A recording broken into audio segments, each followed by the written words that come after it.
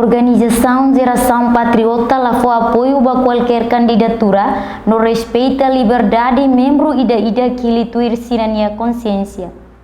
Quarta-feira, Loron Ronolo Racing Tolu, fulan fevereiro, Tinan Rihun Rua Ronolo Racing Rua, Organização Geração Patriota, declara levou apoio a qualquer candidatura, mas bem respeita candidato Hotu no liberdade membro Sira atu hili Presidente República tuir consciência.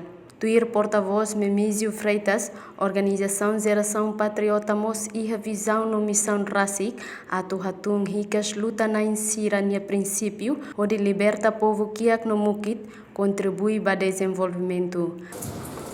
Geração Patriota nuda associação que livre da nebe halibut funai neoansira ponine visão no missão racic.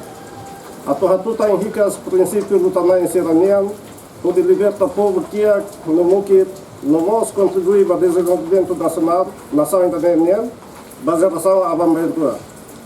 Associação Geração Patriota hari baseia ba artigo 4 Constituição República deve garantir direito da liberdade cidadã cidadania. Atu hari associação grupa no baseamos ba decreto-lei número 5 barra 2005 quando pessoas coletivas sem fins lucrativos. Tuir princípio na natureza Geração Patriota nian, nebe hatur iha artigo hito kusinini estatuto, define momos kata Geração Patriota nudat associação ida apartidária. Ne kata nudat associação Geração Patriota lahalis, não sei lahalis ba força que partido política ida.